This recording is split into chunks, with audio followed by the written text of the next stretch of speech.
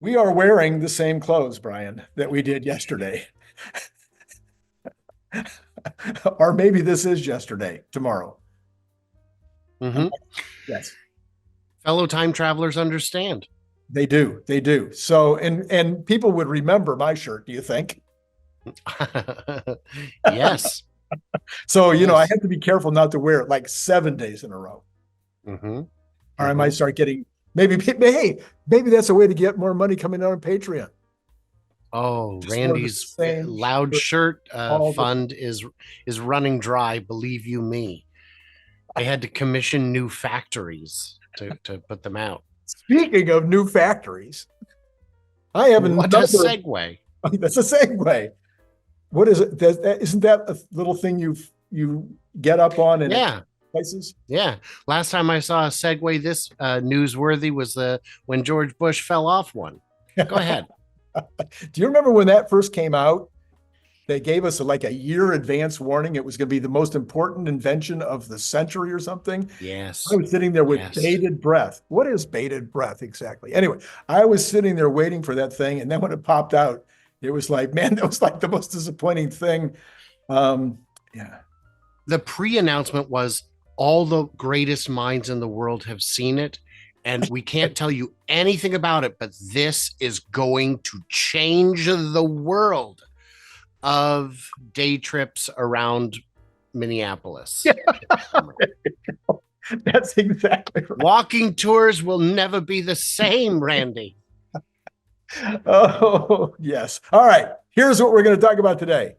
We want to know any updates that you might be aware of that might be useful on the Cybertruck. Oh, on the Cybertruck. Yeah. So the updates are what you would expect. It is inching along nicely. Early ramp production has gone better than many feared. Many feared it would be here's 10 deliveries and now we're going to sit on it for 6 months, like we've seen with some other cars. We've seen, like when the Plaid launched, it launched very slow. This does not appear to be the case. As of last week, we were seeing 25 plus new trucks appearing on the lot daily. They are still being shipped out all over the place. We've seen customer deliveries in more than one state. I know Nevada and Texas have both seen customer deliveries. I believe California has seen customer deliveries. That beat my expectations. I thought they would sandbag them all to January 1st to due to accounting reasons in terms of depreciation of equipment. But I think the US tax code is a little different on that. So it doesn't make as much sense as it does in China. So everything appears to be going well. There was an article saying, oh, the batteries are the bottleneck, and here's why.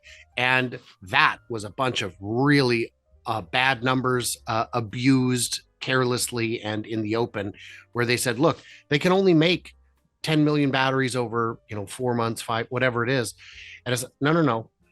The pace is accelerating. So problem one, you're assuming flat production over that period. Why would you assume that? That doesn't make any sense. And the second reason is that's still more than enough to cover the production for an early ramp. That's blown entirely out of proportion. And I don't understand why. The numbers are going to be self-evident almost immediately. You Right. cannot, these trucks, when sold, are visible. Very They're, visible. I put a car cover over it, Randy. How'd you know what it was? All right. So that's Two, Cybertruck. okay. Number two question would be there was an X posting, I believe it was yesterday morning, because this morning whatever. Anyway, so there was this posting yesterday on Monday, Tuesday, which is also throwing me off because Christmas We Day. normally shoot on Mondays, but Yes. my Christmas miracle was I didn't have to shoot. Yeah, that was a definite. Anyway, Highland, somebody was suggesting that they were seeing a lot of Highlands driving around California near production facilities, and they thought, well, this means we're going to get Highland in California in January. Any new information that you can share So without being shot? so I don't have any information that would get me shot. Okay. Normally, a sighting like that doesn't mean much. The difference is we know that there is production imminent out of California. So seeing them out would fit with that. We believe there's 2 lines in California. I believe they're going to do the same thing they did in Shanghai, which is shut one line down, leave the other one running at 100, 110%. Yes, that's real numbers. And retool the first line to get it production ready so that there's minimal overlap. I do now know that they have a B2B division. I'd always suspected that they must. They made it sound like they didn't, but that's crazy. So any of the old, less desirable models will be blown out through B2B channels, fleets, rentals, whatever. Okay. So that they can, because Hertz doesn't care if they have the latest, greatest. They just want the best deal. Right. Cool. So yes, I believe Highland out of California remains on pace for Q1 as expected. All right. And let's see, 10 days ago or so, we got some big news on the Mexico factory in terms of permits being finalized and infrastructure being finalized and the start of production. And any updates since then about the Mexico factory? Have we seen any kind of a truck show up on the property with some kind of scooping equipment that might go into the ground and pull dirt up and stuff like that? So I haven't looked since probably the 24th. Okay. So I haven't seen it. If anything has happened over Christmas, I'd be very surprised. They are a Catholic country. They celebrate Christmas. So I don't think that's happened. What we do know is the permits were approved. The package for Tesla has been finalized, and 153 million. Why are poor local governments in Mexico giving? They're not. They're building out infrastructure because that's what you need if you wish for an area to become an industrial park. You need highways. You need expanded lanes. You need off ramps. You need water, sewer, garbage, power, internet. You need the utilities out there. And they're doing that so that this can become an industrial park. All of that is still underway. There was a rumor that they would be making Cybertruck in Mexico. And Adrian CG, the drone pilot down there, was gracious enough to come into comments on mine and Joe Tegmeyer's posts and clarify that this appears to be a translation error. Okay. While they could do that and may do that, that is not the doubling or tripling of operations in Mexico that we had heard. We'd heard, they may be doubling or tripling. No, what we've heard is, according to Adrian, who I'm confident his Spanish is better than mine, he's saying that the increase is for motor works, building the motors, and for battery production. Mm-hmm. Okay. No surprises. Those are things that Tesla likes to keep as localized as possible. It's great. Okay. So then I have been saying and asking around, and I thought I might have even asked you, and maybe you really crushed my spirit by telling me that no, Berlin was never going to make Model 3s, and they never thought about making Model 3s. And so I was feeling all alone and out there like the only guy, right? And then Troy Teslite came along the other day and said that the original plans for Berlin were to have 1/3 of the production. I think he broke it out as 350, 150, something like that, 350,000 Ys and 150,000 3s. And I went, that is that recollection that kept burning in my brain. Have you heard any more than just Troy's notice or anything that would say yes or no to this idea? So the original plan, as I understood it too, was that there would be Model 3 production, but it was shelved because demand for 3 was sufficiently soft in the Asian market that they could continue exporting them from there with minimal upgrades for production capacity. It looks like the EU is going to try to impose new protectionist tariffs on Chinese-made vehicles. And if that happens, all of a sudden it becomes profitable again to consider the Model 3 line in Berlin, because they would, even if the tariff is 10%, you're talking $3,000-$4,000 a car, maybe $5,000. That adds up real quick in terms of savings for the customer. And it's not just savings for the customer, it's the ability to sell them at all. Right. Yeah. So that, but we do know from Fremont that the 3 and Y retooling between the two is not all that complicated due to the sheer quantity of parts in common. Yes. So, but with the Highland refresh, I'm not sure how that works as well because so many parts are new. Yeah. But it is no longer out of the realm of possibility. There is now a business case for it that it could make sense. But we'll have to see if those tariffs come into effect and if it matters. Well, and the second thing would be my original question, which is if the Model 3 is popular enough, if they have enough demand for the new Highland version, which so far we haven't seen anything that indicates that it's blowing out, big numbers, but maybe over time that Highland does drive up total sales of the Model 3, which would then tax Shanghai's capability, or maybe even Shanghai would like to make more Ys, or maybe they're selling more 3s in China, which would create, again, the business reason to do it in Berlin.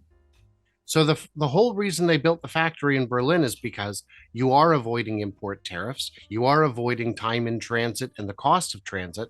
And if you can build the Model 3 in Berlin for slightly more than Shanghai, which you should be able to because so little of the cost is labor. It's mostly robots doing the work. If they build the Model 3 in Berlin, the sales are going to be bonkers because the price is going to all of a sudden be a couple, $3,000-$5,000 less than it is today while maintaining the same margin. Yeah, landed in Berlin. Yeah. Okay. And then my last question for today, I think, because sometimes you have an idea, it would never be me. The Megapactory is going to be built in Shanghai. And so I don't know, in my head, I was thinking 9 months. So I was thinking, okay, if they break ground in January, maybe we'll have it at the end of the third quarter. And then all of a sudden, official statements are coming out that they're not breaking ground until February? I forget now, February or March. And they're still expecting it to be producing like by the third quarter. That's fast. It is fast, but it shouldn't come as a surprise if you look at the Megapactory in Lathrop. Yeah, they entered production very, very quickly. Now, if you look at the groundbreaking ceremony, you'll see the building's already there. They just expanded the Lathrop one. They had already the Lathrop. I know about the Lathrop, China one. China, we don't even know where it is, and I have scoured every article to try and find clues, and there are no clues. We're not even sure if the ceremony was held at the location, but it wouldn't matter because all you've got is a giant banner. Right. Giant backdrop. But the Lathrop one, you could see there was already a building there. They just expanded it a bit. Well, building these things is not like building cars. The margin is massive. You can hermit crab your way into a nice little location and still make it work without losing efficiency because these are very large contraptions. I don't know if you've noticed, but they're fairly bulky. So you can build a building in 6 months. This doesn't have to be multi-floor. It doesn't have to have second and third floors in concrete going up to the sky.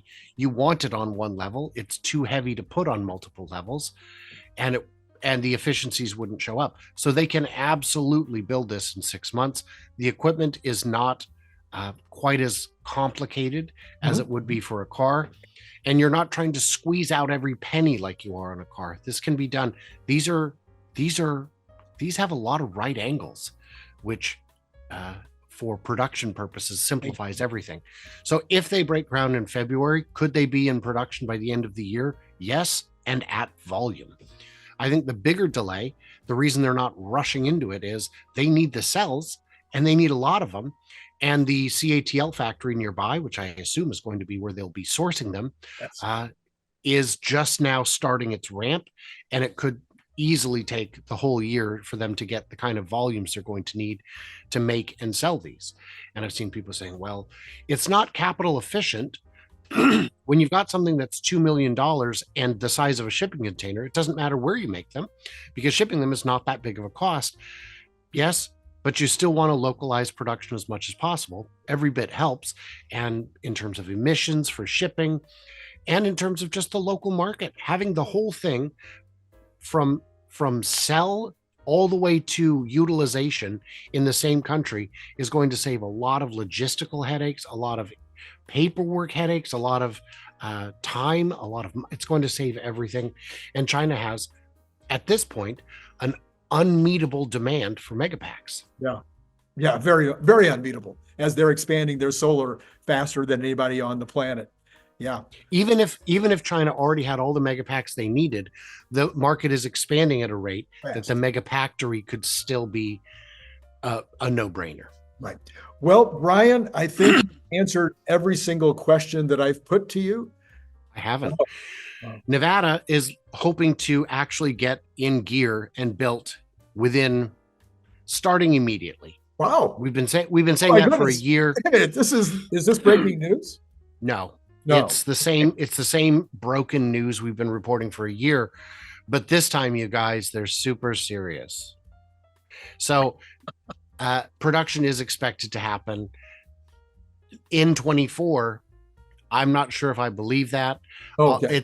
It's one of those believe it when I see it kind of deals, and we just haven't seen it. What we have seen is new flight restrictions over Giga Nevada, and the property is sufficiently large that, unlike Shanghai or Berlin, you can't just fly the perimeter and get a clear picture, because the land is so expansive and hilly that it makes it difficult to do. So we did have an executive outside of Elon Musk stating that there would be semi-production beyond the 100 starting in 2024. So I'm assuming they're going to need a building to do that.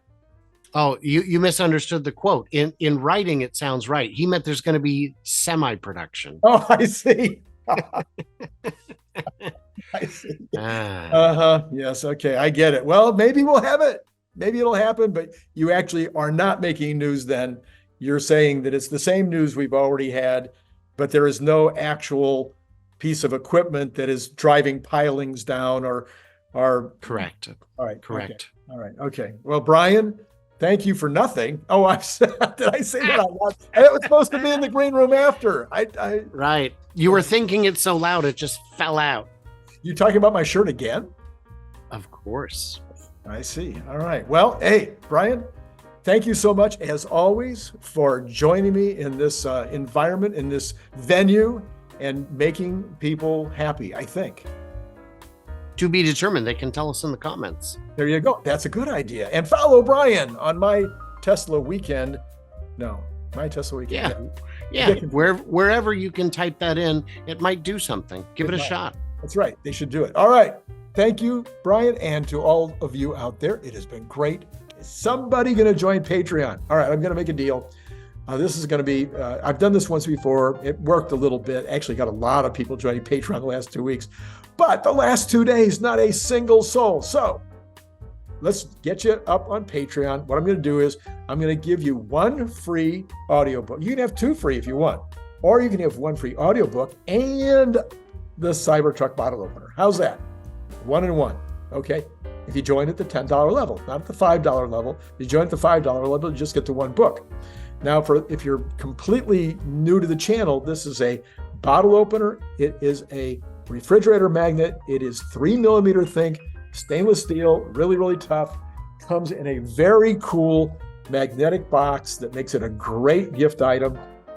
So, it's got all kinds of people now buying them as gifts as a result of the fact that I have so many people that want to buy them as gifts, and they're putting in these larger orders. I do have it all down. I think I put it all down below. I'll have to double check and make sure that it's up to date. They're normally $25 a piece. You get two for $45. You get three for $60. Okay. You get 100 for $210, and you get 200 for $400. Gets you all the way down to $20 a piece. If you are out of the country, I need you to add another $20 to that for freight, whichever one of those ones you pick. And then if you are, and then please let me know camo or regular. And of course you can mix and match if you buy quantities, however you want to set that up. So is there anything else I have left for you tonight? I think I've said it all. I have enjoyed speaking with you yet again. Click the link below to get your paperback, Kindle, or audiobook now.